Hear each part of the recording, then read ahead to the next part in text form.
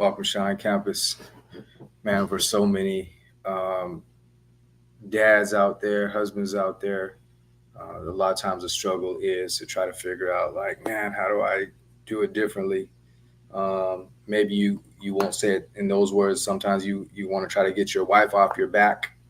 And for others, I mean, inside of you, you're well aware that the challenge is big and you're not getting things right on the inside as much as people may or may not see it on the outside. You're not getting things done the way you want to. And so today I want to talk about some things that will help you turn that around.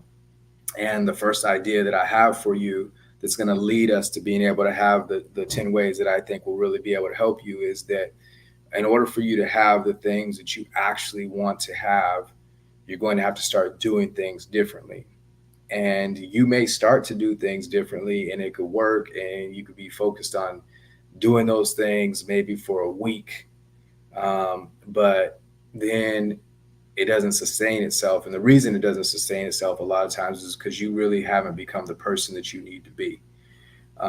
And becoming the person that you need to be has a recipe to it. And that's what I want to be able to give you guys today that will be a game changer for you, right? And so if we're going to up our husband game, there's going to be 10 things that we're going to need to do. So in order for us to become something different, we have to be really intentional. And the hard thing is you're not being intentional in life.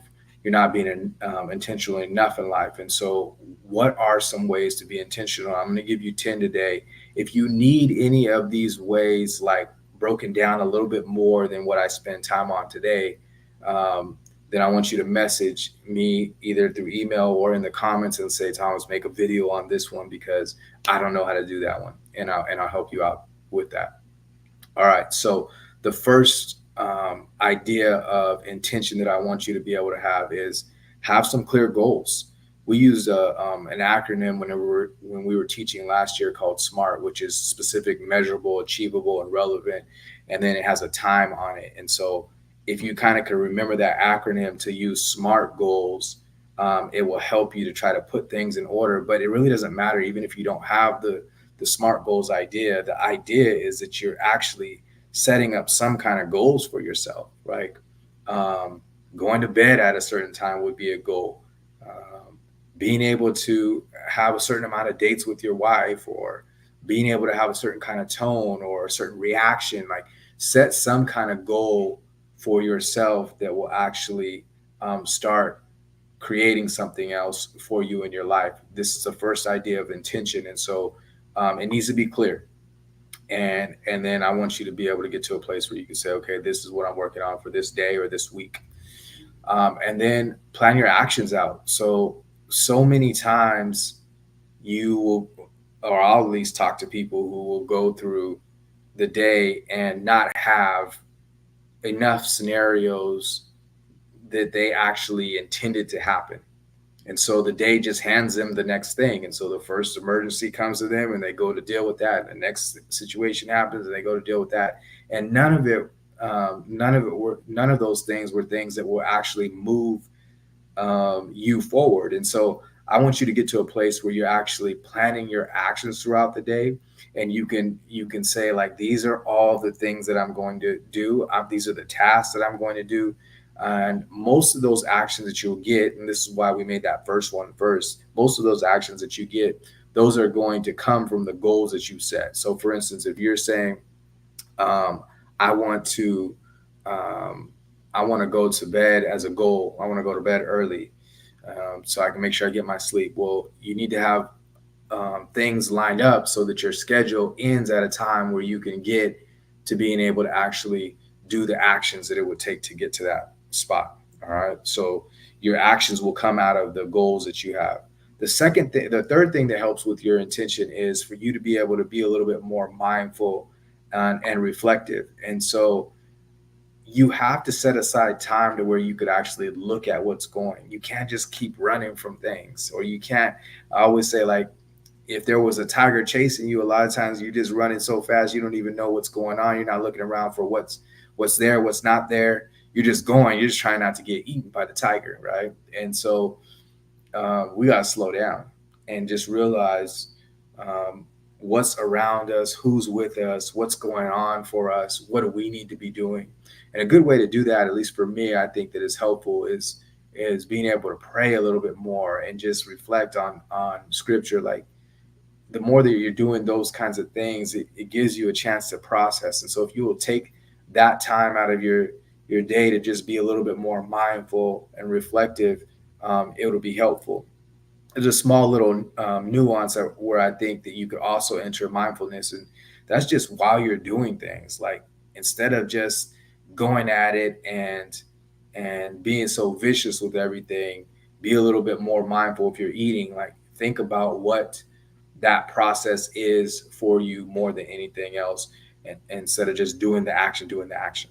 Okay, eliminate distractions. And so this is a hard thing because I feel like there's distractions everywhere, but anything that's not moving you on the things that you actually intend to do long term in life, you're gonna have to cut it out. And that's a hard thing because there's so many things that are innocent but distracting. And if you use the words or the idea that says it's either contributing or contaminating, if it's not contributing to your life, and you can't try to wiggle it in there and be like, okay, in this case, it would be contributing. You can't try to wiggle it in. If it's not contributing to your life, then it is absolutely ruining who you're being as a person and who you're ultimately being as a husband. And so it's up to us to really be able to reflect and look at whatever it is that we're doing to decide, is this something that is moving me forward? If not, it's a distraction and I'm going to have to toss it out. So evaluate, start looking at what's going on and say, okay, is this a distraction? I'm going to have to identify what my distractions are.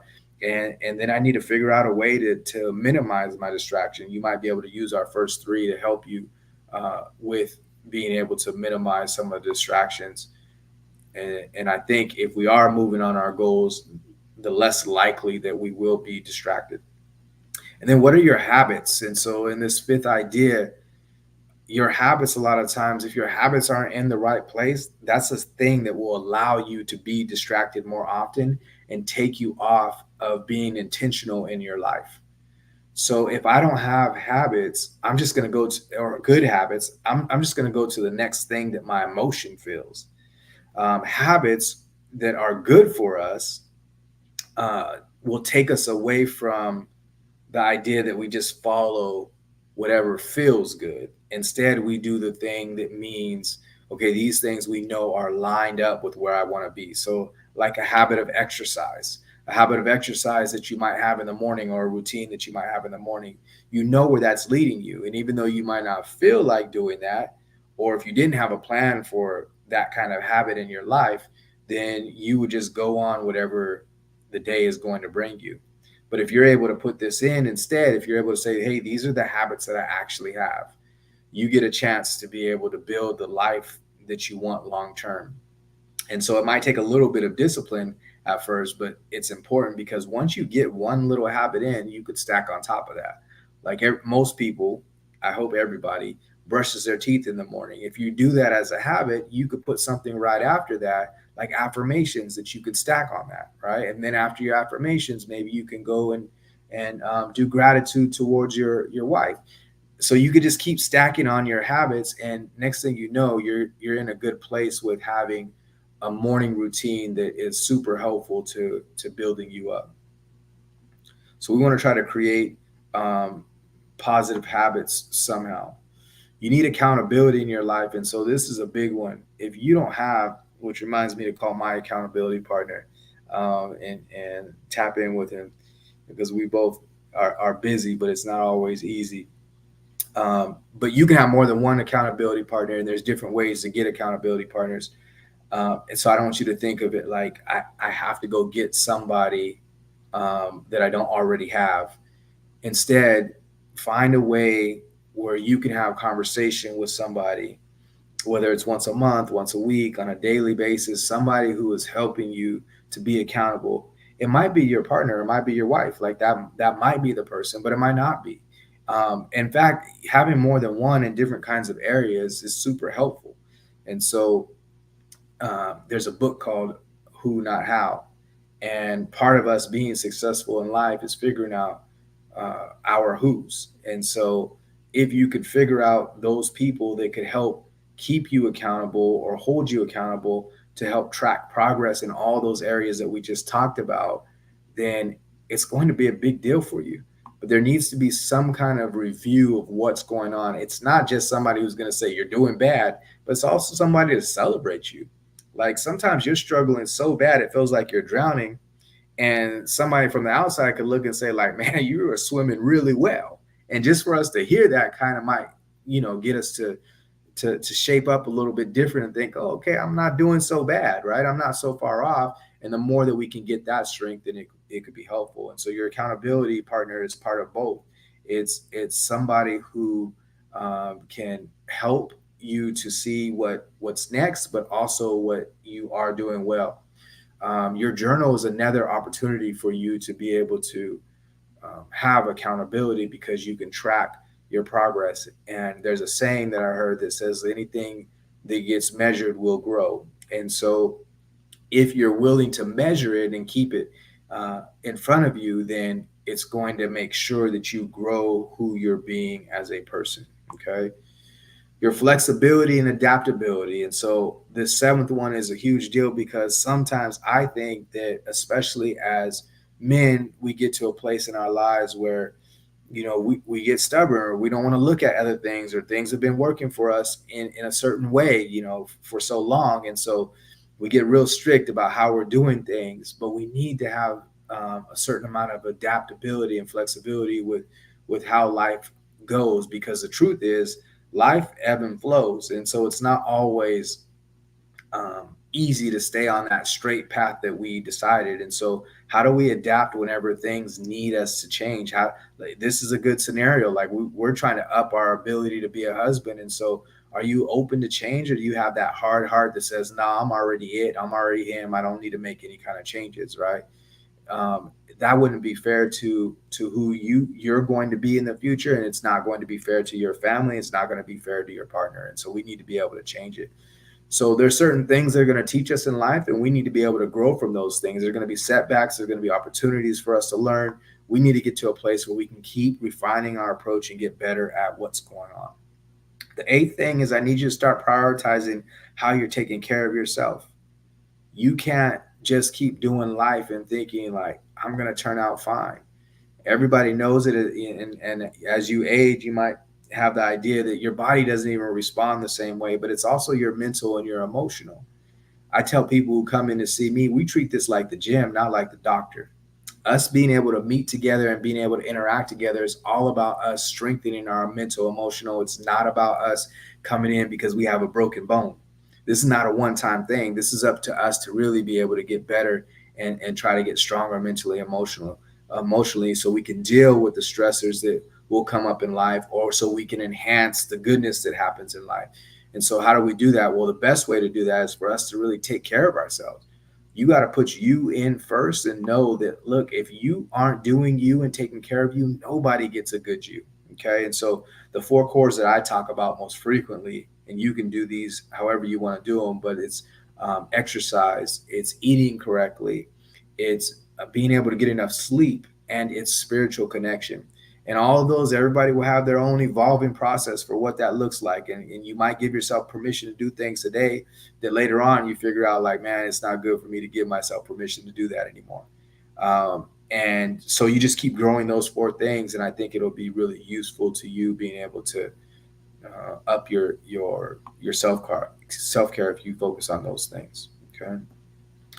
And then the ninth thing is for you to be really intentional about your relationships. And so this is really hard because I don't know that relationships, have always meant the same kind of thing to all of us at any given time in our life. And so maybe when you're 18 and 19, what your relationships are in high school are different than whenever you're 40 and 50. I think you start seeing life and valuing life at different rates. And even in between that, everything kind of changes. And so your relationships are really, really important. And the more that you can be intentional about your relationships and put them in your life strategically, I think that I think that you're going to grow from that. And you're going to be able to be intentional in your life. And so anything that would be a negative influence, you want to start trying to move away from that.